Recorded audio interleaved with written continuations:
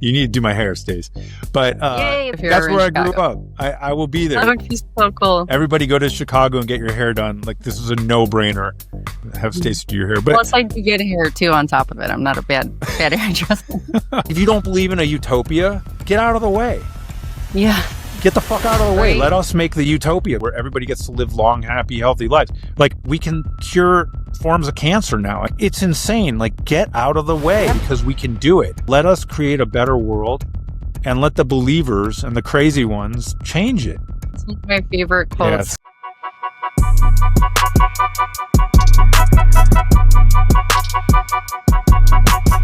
I have Noah Kaufman with me today, and he is an MD, he's a Bitcoiner, and he's written a book, and it is this book right here. It is beautiful. First of all, you added so much care to this book and explained Bitcoin in a really great way from a doctor's perspective. So yeah, just let people know a little bit about yourself. Sure. Well, thanks. First, it's great to be here. I'm honored and love the pod. And yeah, I'm 50 years old. My name's Noah Kaufman. I'm an ER doctor for the last 20 years, and I've had kind of a cool and crazy life. I did American Ninja Warrior for 7 seasons, so I did some TV. I was a local kind of news expert in Denver. I do a lot of medical legal expert witness work and consulting work. I've been a bit of an entrepreneur, and long before Bitcoin, I was into gold and silver. And I've always had a lot of skepticism for the powers that be, and I think that translated well. Unfortunately, as with everybody else, pretty much, I missed the first couple waves of Bitcoin where, it was just kind of this internet magic money and seemed like a scam. Kudos to anyone who bought and held from, 2013 or before, that sort of thing. But 2015, I got into it, working a night shift, and I didn't really understand it until 2019. So I had kind of just bought and sold and did my Ethereum and my shitcoin days, and really had some time during COVID to understand and start to see what was happening. I have a Series 65, so I have some basic financial knowledge, just enough to be dangerous to myself and luckily not others. But yeah, I mean, I've made a lot of money in this life. I've lost a lot of money, and I didn't realize the game I was playing, I think, until Bitcoin. And then I started thinking about it, understanding it, talking with people about it, learning from some of these great, incredible minds that are already in the space. And I wanted to see if I could contribute. I've always had a fondness for psychology and philosophy. I minored in those in college. And then as a healer my whole life, what better way to heal people than through an idea and through like a fundamental change in the way that we live. And so I saw an opportunity to really kind of add to the canon, to add to the kind of philosophical understanding and try and introduce some novel thoughts from a different perspective. I don't think it's anything too crazy, but most of us have been used to talking about the nuts and bolts of Bitcoin and hyper Bitcoinization and what happens to the world in a Bitcoin standard and what is Bitcoin as energy. And Saylor's done incredible work, and Booth and everybody, Breedlove, all these guys have been such powerhouses in the field. But I wanted to look inward and see how Bitcoin could change us, because I started seeing people on X and other places make a post, like a before and after post, and say like, oh, I've been doing Bitcoin and now look, I'm in shape and I'm happier than I've ever been. And I don't really, and I'm opting out and not playing this losing game where you're always being devalued. So that's a little bit about me and the way I kind of approached Bitcoin and how I started thinking about it. Yeah, that's really interesting to be, like even you got in it pretty early, considering it wasn't at the very beginning, but knowing that it took time. It takes time for you to really understand what it is. And that's why it's hard for people to just grasp the idea, because it's you kind of hear about it, then you sort of get involved, but then it takes, I don't know how many years for people to really understand what this is. So it's just crazy from a doctor's perspective too, to hear how some of the ideas you have in your book about how Bitcoin can help you get healthier in all sorts of ways, mind and body. Yeah. Because it's not and it's hard for people to, when they don't know anything about Bitcoin, they're like, how is that possible? It's this internet money, like that doesn't make sense. But I just I love hearing from a doctor, because you have this fear about life, you have this uncertainty, you have this stress about, catching up with inflation and always falling behind. So I think that they say stress causes so much sickness in your body. Just stress can cause all sorts of ailments. Oh yeah. And a lot of the problems we have in life are financially related and worries that we have. So when you kind of find out about Bitcoin, you realize that it is that escape. So you kind of heal yourself from, that's like a starting point. So I just think that's such an interesting intersection, and the incentives too.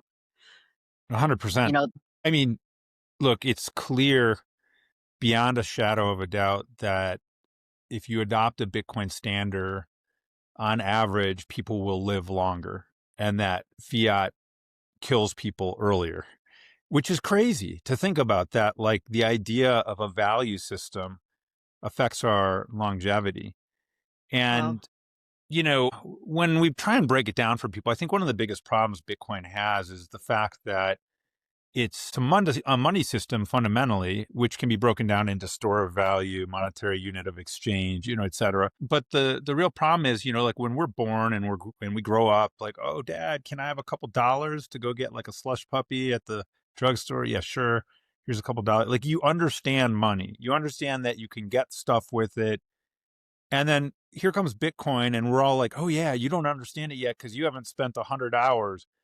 Well, that kind of sucks, like, and the reason is because like if like kids grew up and they just used Bitcoin to buy slush puppies, they'd be like, oh yeah, I get it. And they don't need Hmm. to understand the inner workings of it, like the money system. Nobody understands Swift or, settlement between banks or wires, or why it takes time, or or the financial underpinnings and technology behind all these different weird centralized closed ledger systems. So I think that ultimately when the majority of people start using Bitcoin, and Jeff Booth is like a huge proponent of this, it'll just make sense, and that's when we'll hit that like kind of S curve adoption, and it'll really take off. And I think it's a problem now that it's like reserved for people who don't trust the government, people who are generally pretty smart. I mean, I've found Bitcoiners to be on the whole very inquisitive, very skeptical, which I think is a wise way to approach life in general. And so I think that it's like as a perfect form of money, the unfortunate part of it is when we try and educate everybody, we try and say, no, you need to spend 100 hours to understand it. And, I think it's very interesting. And I think for us to understand it, it's very interesting. But I think ultimately what we want to have is a system where people just use it and they don't have to understand it. And they say, oh, this is how I buy a donut.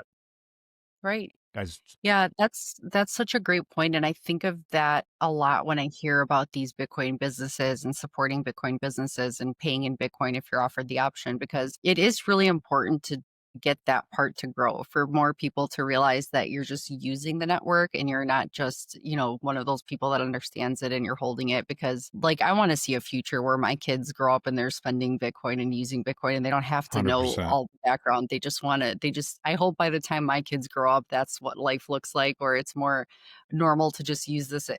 It's your money, then it's a better form of money. But that's why recently I mean, I'm a hairstylist, so I try to talk to clients about Bitcoin. Not all, I mean, it just comes up, how expensive life is getting. So it just comes up often. And, I explain things to them and they're always excited because they had no idea what Bitcoin was. They maybe heard of it, but had no clue that it's different from other crypto and all that. So I feel like they leave knowing something, but I never know if they actually went ahead and got any, so I Hmm. try to teach them how. So recently I was pretty happy with the fact that I always ask or kind of let people know that I take Bitcoin, but people just like, oh yeah, next time. So this time this past week, I was so proud because I told them if they pay in Bitcoin, they'll get a discount for their Mm, hair. And I didn't yeah. talk about Bitcoin at all. I didn't try to tell them why it's better or nothing, just no explanation. Just, hey, I could show you how to get it and pay me in it, and you'll get a discount. Then right away they're downloading it on their phone, and so even if they don't understand it, I think it's great to get them to use it because they're incentivized to get a discount, especially in this more expensive world. And they then can go home later, know that they already did it once. They saw how easy it was. And then maybe they'll just be like, oh, maybe I'll get some more. So it just kind of plants a seed that way. So I kind of think more businesses, even if they're not Bitcoin businesses, even if there are business owners that understand Bitcoin and they want it to be this new layer in the future and get it to happen, I think just, try to get people using it. I think, like, sort of. I think that's really because educating everyone, that everyone says that's the hardest thing, Yeah. and look how much time you really have to get into it. So yeah, trying to get people to use it as money is the best way to just because you figure how much percent of the world understands it now. And it's very hard to get people to want to learn new things. Yeah, they have something that works. They use Mhm. dollars, and nobody understands inflation really, and nobody really cares. Mhm. They want to walk the dog and enjoy their family, and like most people that I talk to, they want to make money, but there's so much stigma around Bitcoin Mhm. still, and they don't understand it as like this core, fundamentally world-changing concept. Yeah, I Yeah. do. Sorry, go ahead. Oh, go ahead. I was going to say I do the same thing that you do. I do a lot of health coaching nowadays, and for entrepreneurs and CEOs and stuff, and concierge medicine. And I offer a half off. I offer 50% discount in Bitcoin, and my clients over the last, it makes them happy. And then, now from 4 or 5 years ago, it's like the Bitcoin that I had from then is worth 4 times as much or whatever it is. Mhm. And the fiat clients, I've got 2 fiat clients, but like their money is worth a lot less. So Yeah. of course the money they gave me, I put right into Bitcoin. Mhm. So, I totally agree. And, I think at the end of the day, the world is changing rapidly with Mhm. AI and all the deflationary pressures of technology. Jobs are going away, which is crazy. And the wealth divide is getting bigger and bigger. And either you have assets or you don't. And most people don't understand this, and most people aren't tuned in or really intellectually stimulated by these kind of discussions, and they just feel like this global unfairness, which is manifesting everywhere. And we can see it everywhere, and we don't get paid as much, and we have to work and toil harder. If people just realize that with Bitcoin, it's the exact opposite. And that Mhm. like your time and your effort and energy and your savings are always going up in value. So your net worth, your net value is always going up. And I think it's silly. I've said this before that we measure net worth in money and not like happiness units or joy units or, some other form of productivity or success. But, unfortunately people measure their net worth. Oh, how much are you worth? Oh, I got, a couple $1 million. Mhm. Well, it's like, okay, well, what's that going to be worth in 7 years? Half as Right. much, So like your value, your fundamental core value, your value, the way we measure it, unfortunately, because I think it's really superficial, is always going down. So Right. just simple things like that. If people understood that, I think it would go a long way. But we still have a long way to go. I think until there's that tipping point, there's going to be a tipping point, and from that tipping point it's going to be like, oh yeah, wow, we can use this easily. And I don't know whether it's like, getting into getting wallets into mobile devices. I mean, there's already hot wallets there, but like getting it integrated where you press on Apple Pay and you just pay with Bitcoin. I mean, we need infrastructure like that. And I think that it's still slow to come, but the wheels Mhm. are in motion. Yeah, and that's why I like one thing that I told them to use. I thought the simplest one to try to use is Cash App, because I thought Yeah. Cash App has lightning payments, and I even without telling them, they downloaded Cash App and they already ordered the debit card without me even saying anything. They're like, "Oh yeah, I ordered the debit card, by the way." So Yeah. you know that they're going to be inputting more dollars in there and spending the dollars through it, but it's also because they can easily send the Bitcoin payment through Lightning, and they saw how easy it was, and they're getting a discount, so there's incentive to use that platform.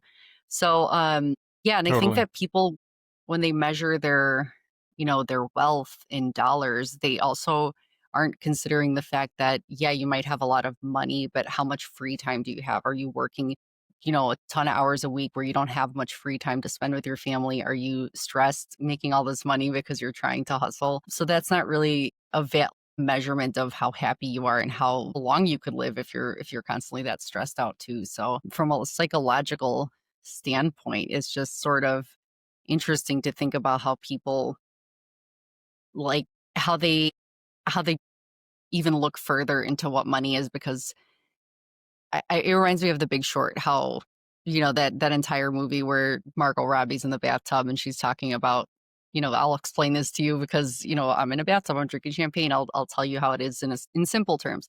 Because the financial world is made to be so complicated that either I think people have lost, they don't have the attention to be because they're so bored by this topic, or maybe growing up, they might have had a lot of psychological sort of trauma associated with fiat, Mhm. and their parents struggling that maybe they don't like to talk too much about money or learn about it because it's just sort of this taboo sort of topic or something. I don't know.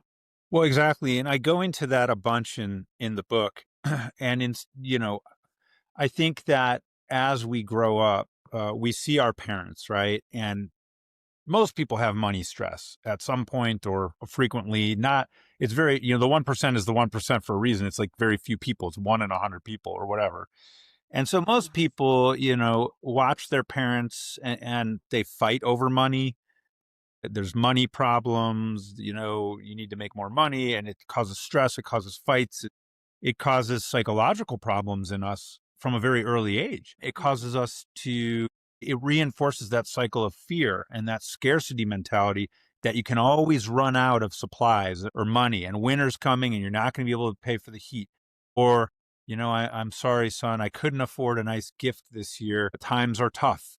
And the thing is, times aren't tough. They're getting better and better. Like we've got so much abundance in technology. And I give an example, like a thought experiment in this book in self-Bitcoinization. And I say, imagine you grew up with parents who always, through the course of their life, work was optional, their calling, and they could work less and less over time because their value and their stored wealth kept going up in value over time, no matter what. It's a complete opposite of the system today. Today, you need to work longer and longer. I mean, hell, they're just talking about raising the retirement age. I mean, like, because Social Mhm. Security is not going to be funded for much longer. And it's like Ponzi scheme built upon Ponzi scheme built up, and and we grow up from this very early age with these stresses and staying up late thinking about how to make money, and some people turn to scamming and grifting, and like I don't blame them. That's like the world. It's competitive. It's hyper competitive. It's zero sum gain. I mean, that's why there's tens of thousands of shit coins. I don't even Mhm. blame shitcoiners. Like some people hate shitcoiners. Like I get it. It's like gambling. It's like you do anything you can to make money to decrease stress because you want freedom. And it's Mhm. like, I feel like the human mind, the human person, like we can like strive for an ideal. And it's a very rare person who can put their morality and their ideals first above anything else. But, I also talk about Abraham Maslow's hierarchy of needs, and you really have to have a roof over your head, and you have to have safety, and you have to have food or medicine for your family to be able to think about like love and happiness and going on a vacation, like things like that. And especially in today's world, where on internet, everything, and Insta and everybody looks like they've got private jets. Everybody looks super rich. And so people are like Right. scrolling, looking, and it's like, oh my God, why am I so broke? Why do I need to work two jobs? And I spend like all my money putting my kid in daycare and driving to work to be able to Right. pay to get to work to make just enough to get food for dinner, and then I break even. And by the way, I'm in Yep. debt. And that is freaking horrible. It's Yeah. horrible that we live in a world with this level of technology where people are go hungry. So I think Bitcoin is like by the people for the people, sort of this perfect, more egalitarian, and flip the script kind of response to the failed scarcity mentality system that everything is derivative to, the whole money Yeah. system is derivative to. So I think you're absolutely right. And your first point was, if anybody can take a point, start spreading the word, Mhm. like Bitcoin will help you live a longer, happier, healthier life, and it'll make my job easier. Right. People smoke Yeah. because they're scared and stressed, and they're neurotic, and it's like something to do, and it's like, I need a cigarette. It's Mhm. like, whoa. No, you need to go for a Yeah. run or like improve yourself. Well, and then not only that, they don't want to improve themselves when they're stressed out every day, worrying about the next day. So it's like people don't want to get better because they're like, what's the point? What does tomorrow look like compared to today? Just harder, So it's like Yeah, and people I've don't been have there. that. Yeah. I mean, yeah, It's a it's like we're all still stuck in a fiat mindset. Like, we're like pre-Bitcoinization. So that's what my book is it's partly a self-help book of like Mhm. how do we start to adopt this future mentality of decentralization, of abundance mentality versus scarcity mentality. How do we live Mhm. longer, happier, healthier lives and become enlightened? And you Right. can do it without Bitcoin, but people are naturally doing it when their incentives change and when, all the OG Bitcoiners when they're like, "Huh, I don't need to work anymore. Wow, okay, well I can buy a nice car, I can go on Mhm. vacations. What can I do to make the world a better place? What can I do to make myself better?" It's like Mhm. everybody should have the opportunity to be asking those questions. Instead, we're born into this, it's a trope, but this kind of matrix style slave, Yeah. zero sum gain capitalism. And capitalism's not Well, it's bad. like It's just crony capitalism. Centralized capitalism is corrupt yeah. by definition. And that's what makes you realize all of the manipulation around you when you start to see things like that matrix idea, but you start to see things like the incentives in all different systems, like Yeah. in the medical system and I think you talked about that in your book too about how Mhm. you just see how, there's so much you could do to help people from a doctor's standpoint to teach them how to have self-help and how to better themselves. But when you see the incentives of pharmaceutical industries and the food industries and how you are being hurt by a lot of these companies that want to make money, it's not about your health, it's about how to make more money, so it's kind of like a shitcoin attitude in medicine Mhm. and food around the world. Mhm. They're trying to do the same thing. They're trying to shitcoin their way to more money, and doesn't matter how you are affected by it, really. I mean, medicine is the biggest grift. It's the number one cause of financial ruin and stress and pain in America. And that is insane because as doctors, we gave an oath to first do no harm. Mhm. Primum non nocere. Okay. Or I'm not sure how to pronounce it exactly, but Latin nerd will be able to correct me. But, Mhm. primum non nocere, or however you say it, is first do no harm. And as physicians, we are doing immense financial harm, either wittingly or unwittingly. Most people, I think, just justify it. And I mean, everybody's in the fiat rat race. Everybody wants to make more Mhm. money. Everybody, even doctors. If I had my way, like if you became a public servant or you were doing medicine, you would just get done with residency. Society would give you $20 million or whatever, you know, your lifetime earning potential is, and you would never get paid a single cent and you just go and help people, you know, Right. and like just do it for the love of it and do it because that's your calling. And like nobody in their right mind Mhm. would go into medicine to make money. Like you have to want to care people. I wanted to be a doctor from the time I was 2 years old, and Mhm. my vision changed, my desires for doing it changed, and it has been a grind. And being a part of the system that like destroys people financially, like how are my patients gonna want to listen or trust a doctor, let alone well, a system, let alone a doctor.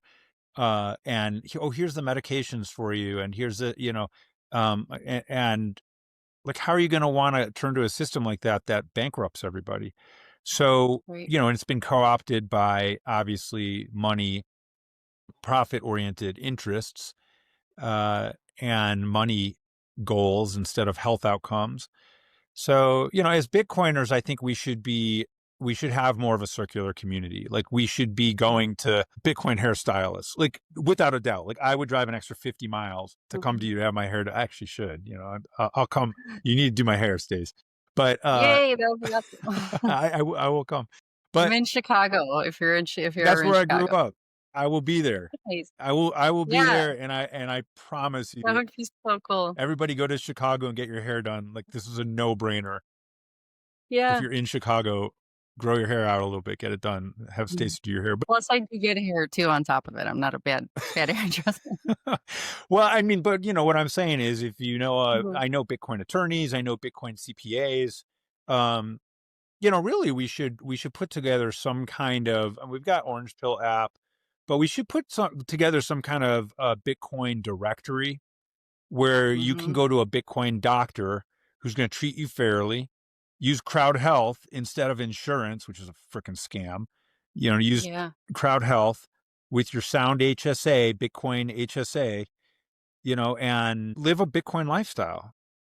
Yeah, I've heard about crowd health too. If you could just maybe tell, like, people a little more about that if they don't know what that is. Great team. Okay, Yeah. so first, full disclosure, I am a client of theirs. I am a customer. I use them instead of insurance. I am not paid anything. I am not a paid consultant. I'm not an advisor. I don't own stock or equity or anything. So this is all impartial. I love what they're doing. It's a crowd sharing health expense. And so, Mhm. people who have a $6,000 deductible, well, I've got a $500 deductible. It's not really a deductible. I pay my own way for medical care. Um, and anything over $500 for a specific condition, in a year, Crowd Health will pick up. So, and everybody contributes. I pay about $150 a month, $90 as like a membership fee, and then I mean that is Wow. like so cheap compared to Yeah. insurance, and I feel totally safe. I actually, unfortunately, may need some surgery, Mhm. for orthopedic type stuff. Just uh getting old back, but that could be like a $15,000 surgery. But Crowd Health Mhm. can go in, they will negotiate on my behalf, and then I only pay the first $500 for x-rays and doctor's appointments and medications and all that stuff, and then the community picks up the bill for everything over that. And in the Wow. meantime, I pay extra every month, like $40. It's nothing. Yeah. It's really how it should be. It's like, because if you think about all the money people pay into insurance the way it is now, and all the people that pay for healthcare and they don't use it very much, there's a lot of money there that, you know, that could be dispersed amongst, the users of the system, but instead you're still charged so much money on top of it. It seems like it's like this is how it should be. It just seems like that's what the healthcare system or the insurance companies should be more like. I hope Crowd Health just eats insurance companies' lunch because it'll be better for everybody.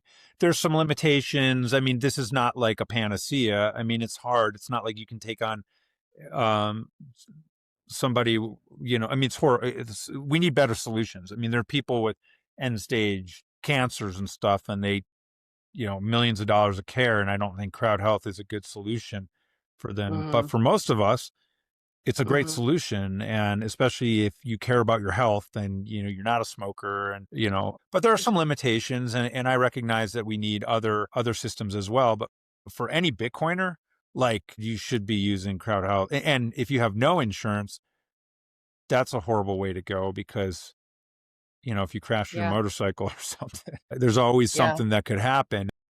I mean, call me up. I'll take care of you. I won't charge you if you're in dire straits. But there's only so much I can do without a hospital and all my tools and all that stuff. And you need to register. Well, see, this is such a great idea because even somebody like my husband, who, we've been in Bitcoin for a few years, and like one day we talk about like how nice would it be, to just have that sort of life where we have more free time and we can do more for our kids and not be feeling like we're trapped because of Bitcoin. And he thinks about that as a teacher because he gets good insurance coverage through his job, and he thinks, well, what if however many years later, what if I do retire, what about the insurance? So it's like, but as a Bitcoiner, when you get to a certain point, it's possible through something like this. Like, you don't have to think I'm going to pay insane amounts of money for insurance every month for my family. So it's nice that there's options for. Yeah, you can self insure if you're a Bitcoiner Mhm. and your Bitcoin keeps going up. Yeah, I guess what I would say is you don't even need to be wealthy or be a Bitcoiner. I think Crowd Health can help you keep your money. right. And I think for most people who are relatively healthy, and, if you work Mhm. in a W-2 job and you've got bennies and you've got insurance, okay, well, you're paying for it, whether you realize it or not. It's coming out of your salary. Yeah. Most people shouldn't be W-2 earners because you're an economic slave, but and you're just making other people money. But that's another I've story. heard Yeah, I've heard that about, like, if you just don't pay the taxes up front, but then you could just take the lump sum and pay the taxes later. It's almost like getting them to take out taxes, I think is what you're talking about, right? Well, there's a 70,000 page tax code. Like, it's big. And that's the rule book for what you can do with your money come tax time. The capitalism in America has always been about risk taking and starting a business and creating something, creating Amazon, creating Apple. And the government allows people to take risks by giving them huge, huge incentives to take risk. So if you become a business owner, you can write off everything. You can write off a massive home office, your car, you can write off half of meals and entertainment and gas, you can write off your retirement, and you can pay your children, and you can rent your home to your business for 14 days for de minimis income, which means it's not taxed on your personal ledger, but it's an expense to your business. So most savvy business people I know, you know, earn business income or 1099 income. How much taxes do they pay? 0%, 5%, 10% at the most. I pay 10% taxes. Like any doctor earning W-2 is paying 40%, working until May or June to pay taxes is insane. It's like the dumbest thing you could possibly do. Like it's like literally stupid. Just like almost half the year is going toward that. Yeah. Like if you're paying 40%, nobody should be paying more than 10 to 15% in taxes. And there's a legal way to not pay taxes, and that's called the tax code. So you either use the tax code to your advantage or, and most accountants don't know this kind of stuff. They just check boxes and stuff. You need a tax attorney and you need to study a little bit and know what you're doing. But everyone should be 1099 or should be making business income because the government wants you to be a business owner and wants you to employ other people, and you can employ yourself. So loopholes upon loopholes. I mean, they're not even loopholes. These are legitimate rules. These are the rules that the politicians use. These are the rules that the billionaires use, that business people use. These are the rules that most people just don't know because there's no classes to talk about them. There are loopholes. A good loophole is pay your kid $15,000. He won't have to pay any taxes, and then put $7,000 of that into a Roth IRA for him. Then he gets then that money isn't taxed on. So that's like a loophole, but it's totally legal, and put your kid to work. It can't be like bogus and have like a rocket lawyer contract with your kid.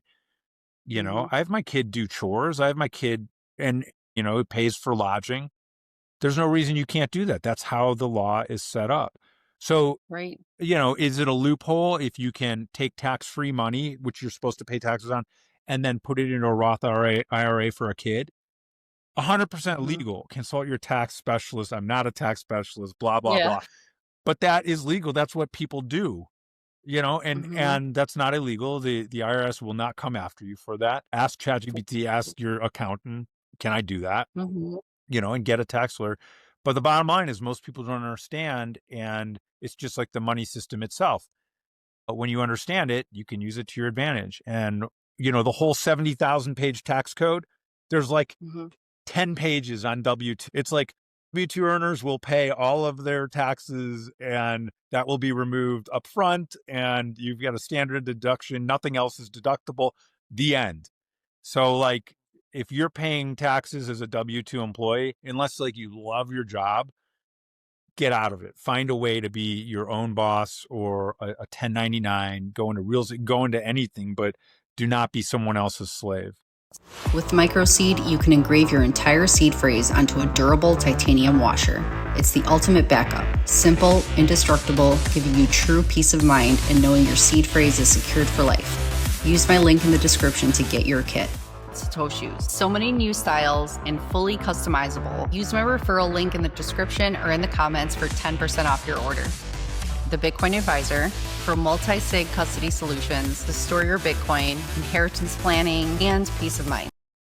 That's crazy to think that more accountants wouldn't know those not tricks in the system, but that's how brainwashed sometimes it feels like people in these traditional systems are, because they learn the way that they just almost robotically do their job too, and they don't do more research. Everybody's scared about like an audit, but like most audits give more money back to the person who was audited. And not only that, like an audit. So my father used to say, if you're not being audited, you're not trying hard enough. And like an audit basically paying taxes is a negotiation with the government.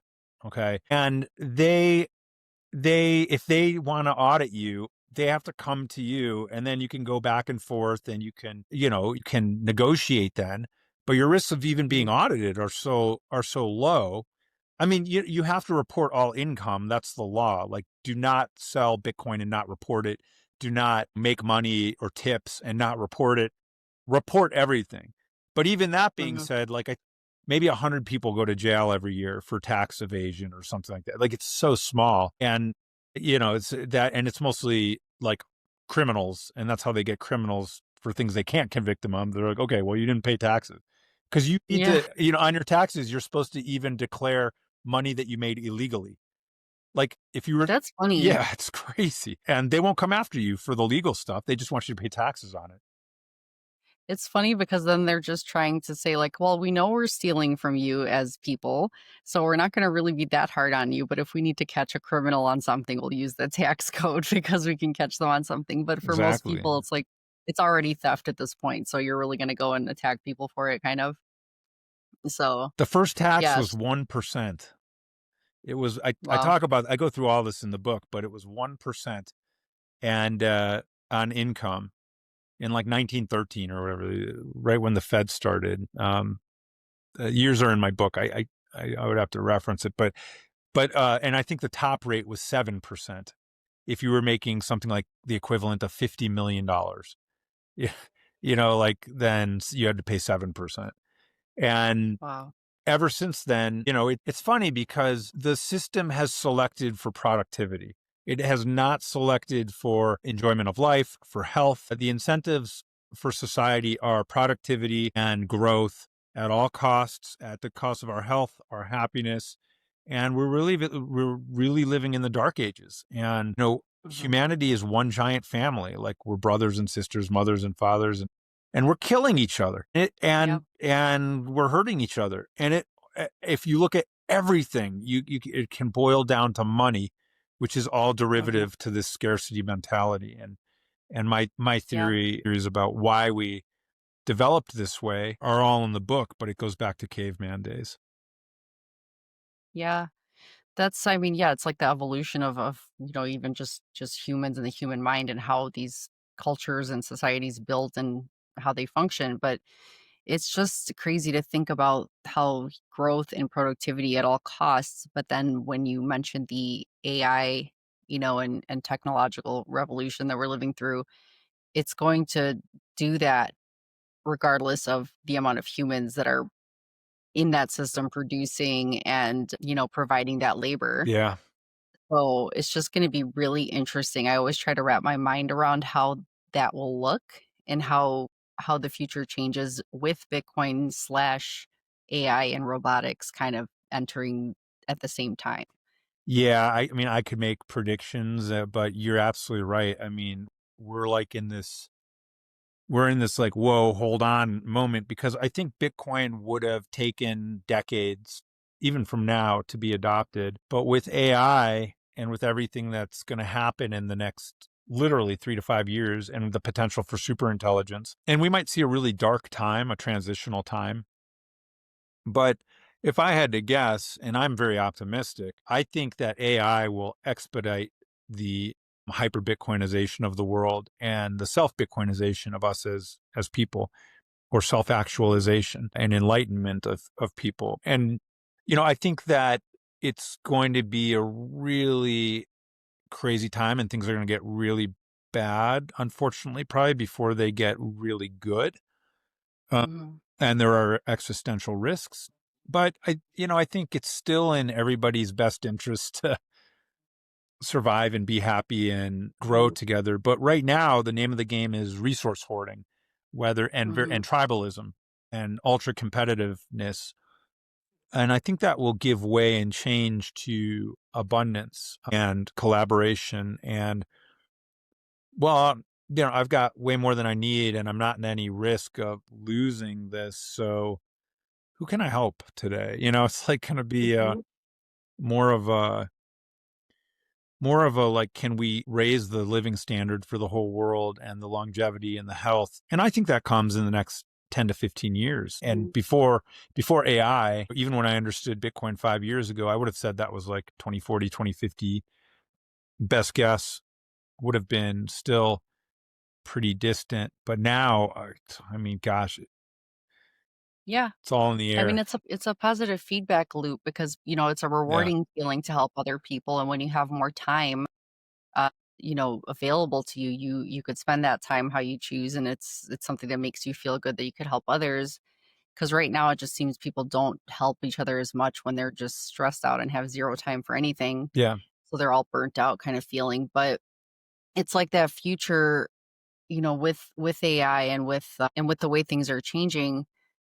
It's just crazy to think that, like with Bitcoin, just how it's almost like it spreads because when people, even if you don't talk about Bitcoin all the time, but you live by, Bitcoin principles and they know you're a Bitcoiner. But if they see you talk about Bitcoin before you're actually free, like you're actually have more time and freedom, they're thinking, oh yeah, you just always talk about Bitcoin. But once they look at you and see that it actually did free you and you have all this more available time and you're happier and healthier, then they start to think that maybe I should learn about this Bitcoin thing.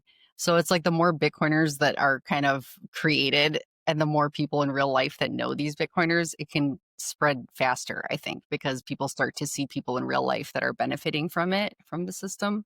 Like you said, feeding, self-positive reinforcing cycle. I agree with that. And I think it's also important that we know our audience. So like on a podcast like this, that's Bitcoin oriented, that we're speaking to Bitcoiners and we're all learning together and people are sharing this podcast, hopefully with the people they love who maybe are on the fence or getting close. So I think that it's easy to talk about all this stuff and just without any kind of filter. I think the more interesting scenarios are like when I go on non-Bitcoin podcasts. So I do a lot of Mhm. podcasting for other subjects as well, health and law, medicine, and I talk to other doctors. And when I talk about Bitcoin there, if I were to talk about Bitcoin like this, people would just like roll their eyes and be like, what a nut job. Yeah. And they could, and they would be like, well, you're, involved in a tulip, fueled Ponzi, Yeah. and I would sell now because you got really lucky, you got in early, but Right. there's no money left to be made. It's like they don't even right. It's like so crazy to think about it in Yeah. like a normie way. Yeah. So when I go on there, I say stuff that I don't even like actually fully believe. Not to be disingenuous, I acknowledge Mhm. the fact. I'm like, well, Bitcoin could go to zero, and it's a very small Yeah. chance, I think, and it's been adopted now. And the cager Mhm. is, on average this, and the Sharp ratio makes it a good Mhm. bet to have like 2 to 5% of your portfolio in it.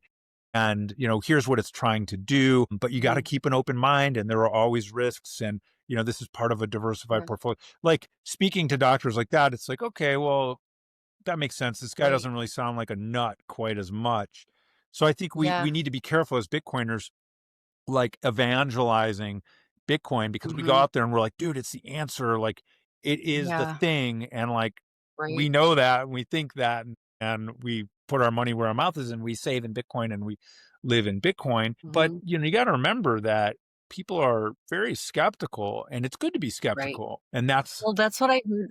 There was somebody in our neighborhood actually, now that they know I'm doing this Bitcoin podcast, somebody, one of our friends, they have a story that they tell everybody every time we're kind of around. They're like, yeah, we had a friend that told us about Bitcoin and or somebody they knew. Mm. And it turned them off when they started talking about Bitcoin because he started getting so crazy deep into it, Yeah. starting to share every one of his ideas. And he said pretty much like he scared the guy away when he said that Bitcoin is the second coming of Christ. So when he said that to the guy, he tells everybody this and he goes, this guy told me this. And then he starts like, yeah, I'll I never get mean, Bitcoin now because this guy is that crazy. sounds nuts to me. And whether or Yeah. not you're religious, the problem is you're putting your when you put your beliefs onto someone else and they don't necessarily have the same beliefs, unless they're like Yeah. extremely open-minded and they want to engage in conversation, the natural Mhm. default is like ego defense, is like, Mhm. Hold on a second." Like, like it assumes a Yeah. lot when you say stuff that is kind of out there. And so when we say Bitcoin fixes this, Bitcoin will fix everything, the system is theft and everything is corrupt and blah, blah, Mhm. blah. People are like, what are you talking about? Like, Yeah. I just went to the hockey You game. have Like, to they don't meet even read. people, right? You have to meet people where they're at, right? Like you said, Yeah. like, And but oh, go ahead. well, we don't do that. I mean, like, and Mhm. I'm guilty of that too sometimes, like so it's like, and if I've learned anything from being an ER doctor, from being in medicine for Mhm. 20 years, I walk into a patient's room and they're like, especially during political season. Can you imagine Mhm. if I walked into a room and told people my political beliefs? Like, I would immediately be fired. Like, half my patients would be Mhm. like, "You're the effing problem," and they'd run out, and the other Mhm. half, and Yeah.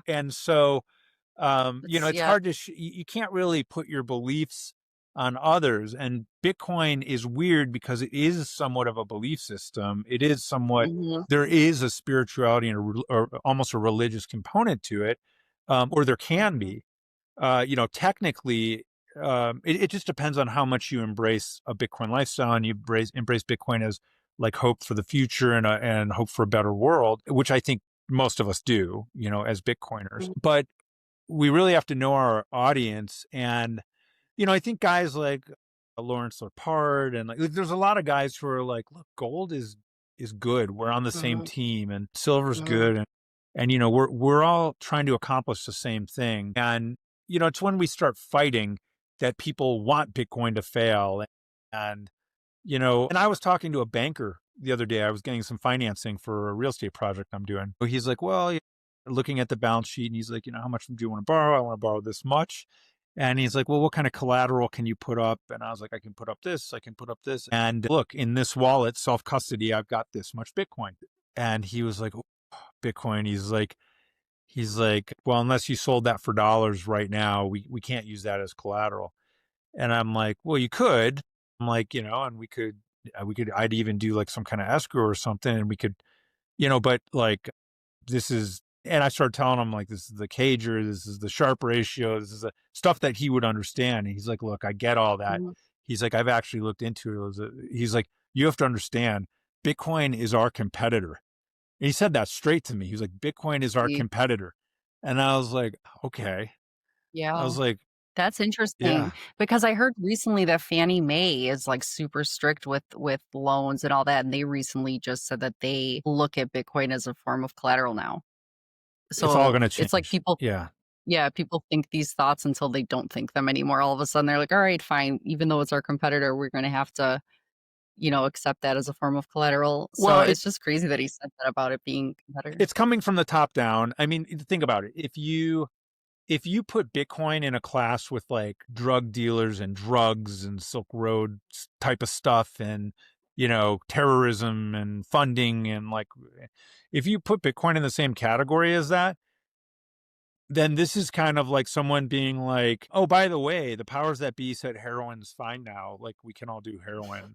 People would be like, what? Like they'd be like, no, no. Mhm. Yeah, I think that's going to go away. That was a scam, or that. So I don't think people even. So it's coming from the top down, and you're absolutely right. Mhm. That was like a watershed moment, and the Overton window is definitely shifting. But it's going to take a long time for my small town banker to be like, well, I guess we're going to start allowing people to use Bitcoin and hold Bitcoin Mhm. wallets. I mean, banks can like literally right now custody Bitcoin. Have any of them Really. started? No. Yeah. Like how, It's almost like they'll get looked at like they're the crazy one by the other, people in their group, by the other or people, even their peers customers. or Yeah, they're customers. probably, I mean, Yeah. it's a 1% adopted, network. So yeah, I agree. I mean, My bank is risky now. They're doing risky things, because they don't understand it. that's a really good point. I agree with you. Yeah. I mean, I think that it's pressure. It's like peer pressure, Hmm. like we don't want to be the first ones to be weird and different. Yeah. But then you've got, the head of these massive, massive financial organizations saying you should have 5% of your portfolio in Bitcoin. Mhm. It's like, Yeah. I don't get how people aren't seeing that and not listening to that a little bit more. It's like they're saying it, well, it's going to but start, these big changes start from the top down. uh, So, unfortunately, the people who need these changes the most are the last people to see them or adopt them or take them on. So you've got billionaires buying Bitcoin. You've got these massive organizations and BlackRock telling people to make room in their portfolio. That's slowly going to filter out to the richest people in family offices and sovereign wealth funds. And then it's going to filter out to, investors. And, if I had to guess, I would guess like 5% of doctors own Bitcoin. I mean, I have no idea. Maybe it's 10%, but most doctors that I talk to are like, it's a scam. It's going to zero. Like, okay, well, like, Well, the thing there and there that's you spend so much time studying whatever it is that you do for a living that you don't sometimes have the time to learn anything new. So you don't want to, I don't know. And people also, it's just like this psychological point, and that's why Bitcoin becomes spiritual, because once you realize this truth, or once you realize you were wrong about stuff, it's that ego thing, because you have to really be okay with knowing you were wrong about everything you realized or thought about how the world yeah, works. And it's really scary. I think I remember going through that and just thinking like, no way, like I couldn't have been lied to this much. How is this possible? Like, you just don't want to believe it, because then it feels like your kind of world comes crashing down, that you are made to believe a lie and you're stolen from. And it's you don't want to believe that. You want to believe that people in the government and, the way the world works is how society should be, and, it's best for you, but it's not. So it is this like spiritual shift, and you just start to like I think of it that way, and I talk to, again, my audience, like just like how with my customers now, I've shifted from trying to tell them everything I know about Bitcoin to just saying, hey, you want a discount? yeah, So instead of just going like crazy and talking too much, I'm like, let's just say, if you want to learn more, I have a show, here's my podcast. Otherwise, here's a discount. If you do this, I'll show you how. So I just kind of switch who I talk to, what I talk about. But I recently even posted an episode. My latest episode was a pastor of a church who is creating a Bitcoin stewardship fund mm, and showing others how to do this. And I think it's an incredible yeah, that's thing. cool. One of the comments I saw, which it was kind of partly a little bit of my hesitation to Bitcoin when I first found out about it, because I'm not I'm not a very spiritual person, but I believe, what I believe, but I'm not like a church going person all the time or anything.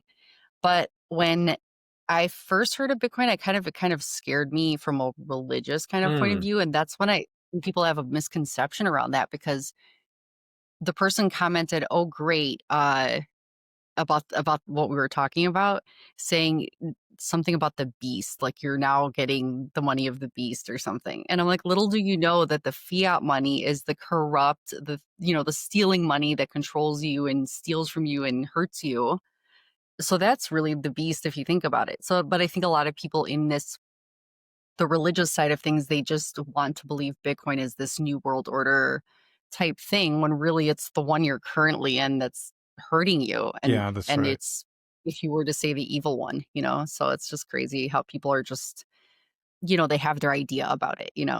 So I think after that I changed the title of it, saying something about that, saying like, you know, I forgot how I said it, but I think I was just like, Bitcoin stewardship or something, and then just saying that it's the freedom, like it's actually breaks the chains of the beast, like, or whatever you think is the Yeah, beast or something like that.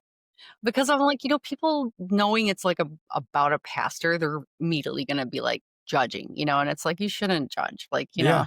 Judge not, lest ye be judged. yeah, I right. mean, I think that, if you were to break it down in like a very simple way for people, and just from like first principles, and said, hey, is it good or bad to have your morality, your value as a person go up over time or go down over time?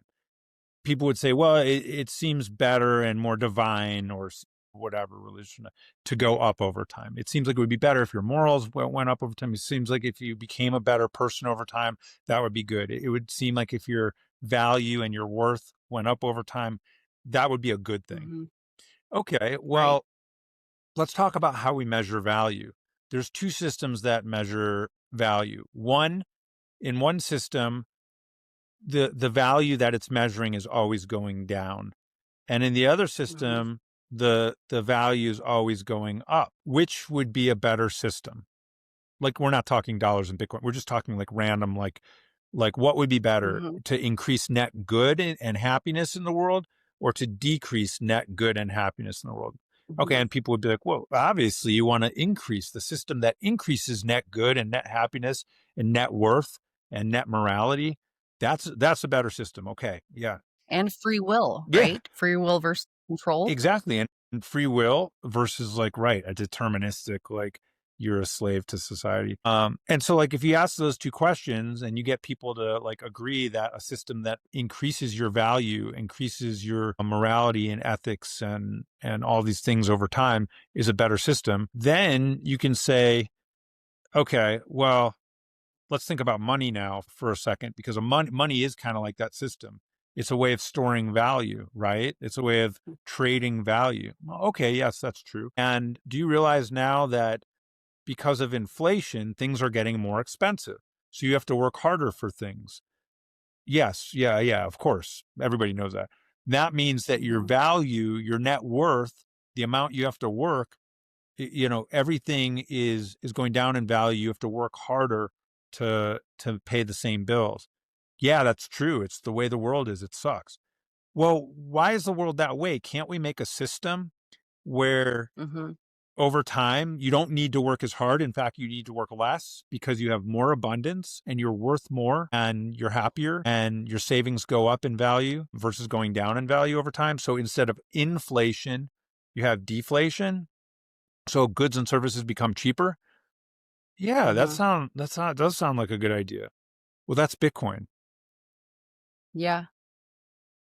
Well, one other thing I think that's such a, easy way to just say like all those things just to get them to understand those first principles and to realize that's all it is. It's just good, bad, like this is better, that's worse.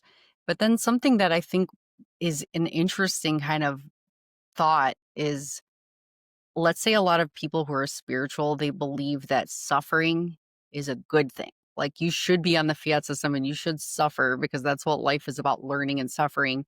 And almost if it's a too good to be true idea, that's like bad. Like it's like something that's trying to be a bad thing because life should be about lessons and hardship. But we've all had this, like a life is hard in general. You lose people, people pass away.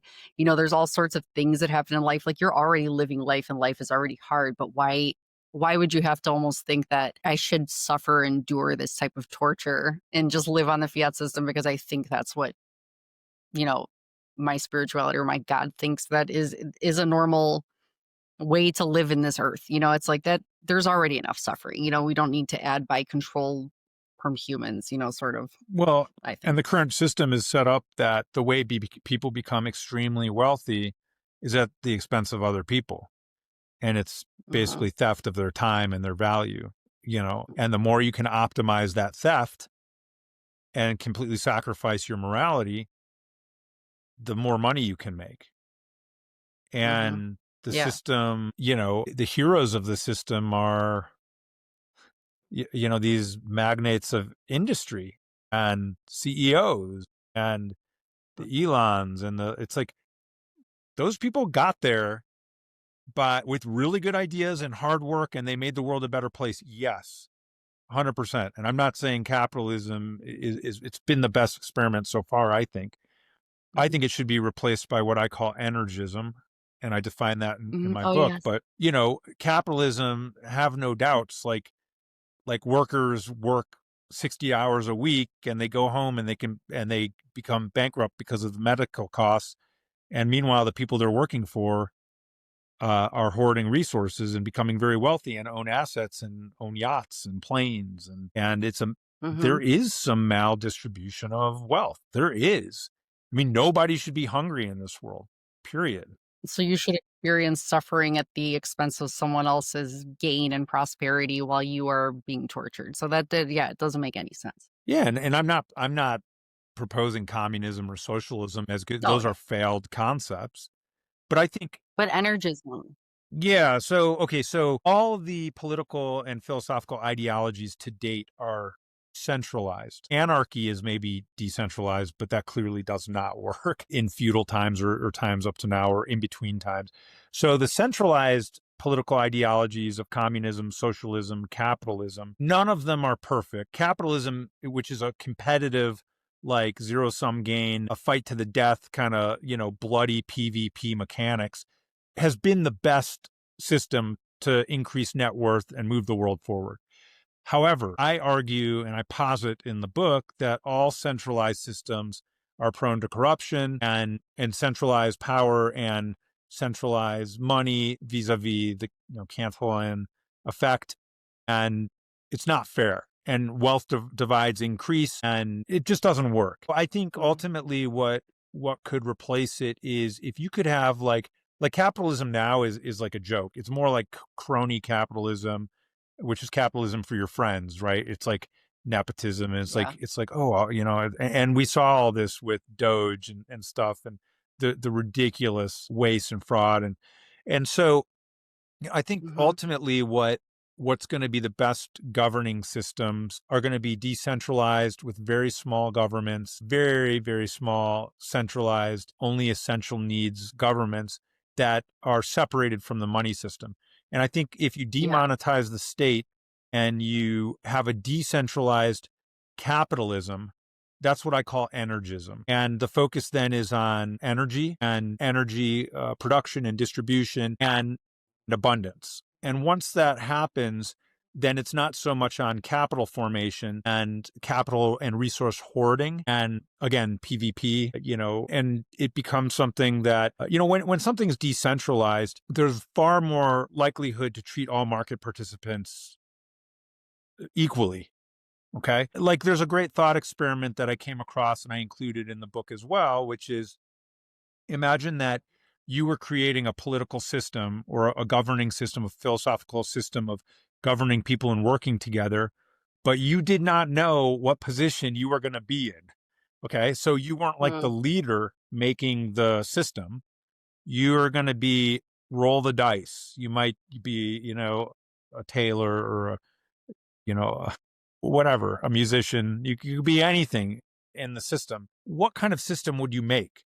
Well, if you were starting like de novo from scratch and had no clue where you were going to be, then you would probably make the fairest system possible out of self-interest to make sure that you weren't like homeless on the street because the rich people got all the money and there was a wealth divide. Because the odds of you rolling that dice of those top leader portions of people are very slim. So you have more incentive to try. Your odds are low. So if you didn't know anything and you were just like a blank soul and like about to be cast into a society like a D&D character or something, like you would make a fair system to give everybody a fair shake.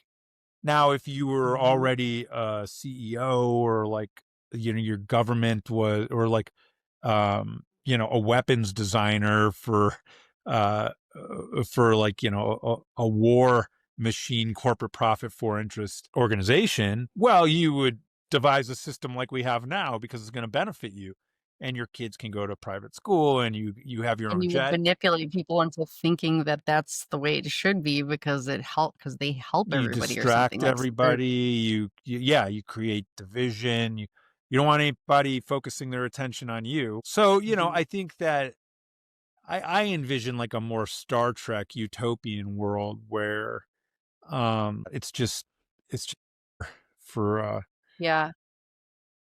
I believe that. I think there's some people that have fought me back on that, on Bitcoin people that are like, I don't know, I don't believe in the utopia idea. But I think I have a very hopeful, optimistic for the way things will go. And yes, even there might be like a dark time in between or a transition phase. I just think it'll be so sudden and fast, like you said, because of the convergence of AI and technology and all the things in Bitcoin together is just going to be shockingly fast, maybe, but maybe it'll be like a quick bad period. Most people, when they're growing up, don't believe that they're going to win a gold medal in the Olympics. Okay. And so if you don't believe you're going to win a gold medal in the Olympics, guess what? You have like 0% chance. The only people who win gold medals in the Olympics knew from the start and wanted to win and believed in themselves that they could win a gold medal in the Olympics. Utopia is the exact same. Like if you don't believe in a utopia, get out of the way. Yeah. Get the fuck out of the way. Let us make the utopia, because I believe in a utopia. I want a utopia where everybody gets to live long, happy, healthy lives. Like, why can't we do that? We're freaking Right. smart. We like, Especially when we have a way out. If we didn't have Bitcoin, maybe it'd be yeah, impossible to think that. yeah, Bitcoin. I mean, we've made like mini suns. We've harnessed, I mean, what we have done is insane. Get on an Mhm. airplane and go across the world. I mean, we can cure forms of cancer now. I mean, I mean, we can put cancers in remissions, and it'll be 10 years and we'll be able to actually cure cancers. Right. Like HIV is now something you live, like, it's insane. Like, get out of the Yeah. way and let us create utopia, because we can do it. And Bitcoin is Yeah. is one of the tools by which we're going to do it. AI and Mhm. other science and technology are how we're going to do it. But like, if you don't believe in a utopia, sit down, go live your life, enjoy your Right. life. Let us create a better world, and let the Mhm. believers and the crazy ones change it, because it's Yeah. not I love working. that. That's one of my favorite Yeah, quotes it's too. I great. love that. He was a very interesting dude. So, I mean, yeah, I mean, if you don't believe in a potential utopia, then there's probably not going to be a utopia. And look, the whole human race is a social organism. We are like a Mhm. brain, a collective consciousness. And we need to be very optimistic, because we are like a child. We're still like a growing up, like, Mhm. we're still warring with ourselves. We're tearing ourselves apart. We're like one organism. If we could all get on the same page, there would be utopia. And Yeah. so, like, And that's yeah, why I love oh, no, no, no, please.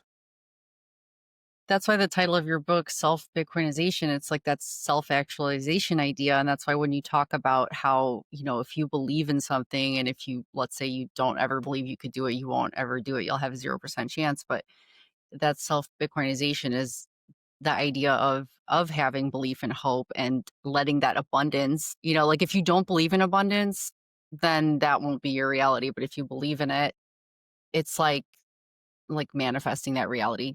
So that's kind of like that. It's almost like self-actualization. Is it almost like rising above that hierarchy of needs, like you were talking about? Enlightenment, sort of. Yeah, it's kind of the pinnacle of that Mhm. hierarchy of needs. Yeah, and I'm a very visual learner. So in my book, there's, like, as you said in the beginning, there's so many pictures. So I have pictures of Abraham Maslow's hierarchy of needs, and I've got, there's a lot of AI, art and whatnot. But I think that self-actualization, Abraham Maslow was a famous American psychologist, and he said, look, that's like once you've got food and shelter and health and wealth and love, you can really start focusing on becoming like the purest, most badass version of yourself. And he called that self-actualization, where you become totally Mhm.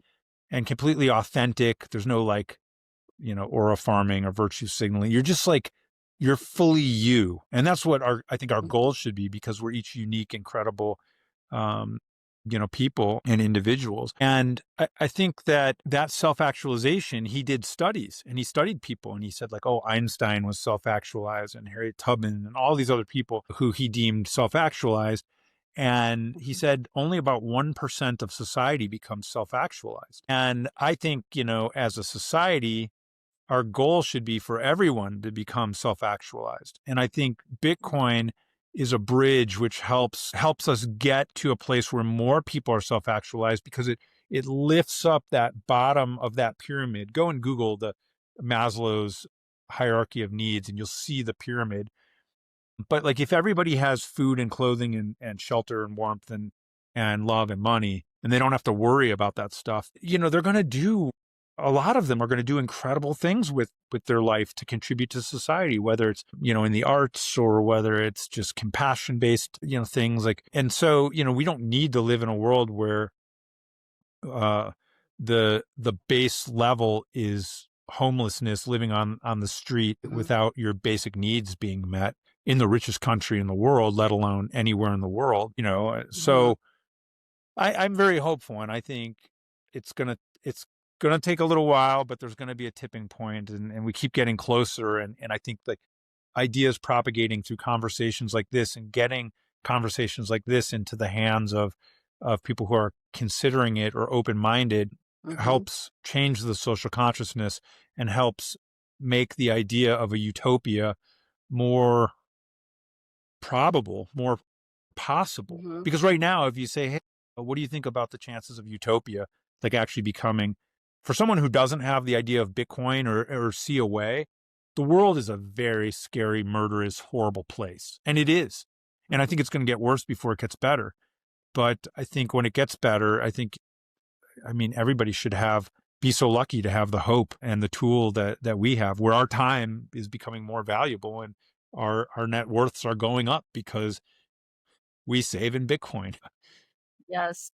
That is so well said. I love that. And that is definitely like the highlight of all of this is, we believe in hope, we believe in that future. And I think, because we have an answer, it's possible to do it. So I love it. This was such an amazing conversation. Yeah, I enjoyed it. I can't wait to share it. This is my favorite type of talk. I love it because it can get into, again, the hands of somebody who's just trying to listen to two people just talk about how things are and talk about Bitcoin in the process and just we're real about a lot of this stuff. It's nice to hear real talk about how things just are. It's nothing crazy, that it's just realistic, but it's also that there is an answer. So I'm really excited about the future. I love hearing from a doctor, first of all, but also just these thoughts are amazing. And yeah, let us build that future. Hell so yeah. thank you so let's much. Build it. It was an absolute honor. I love your podcast. And this has been a long time coming and planning. And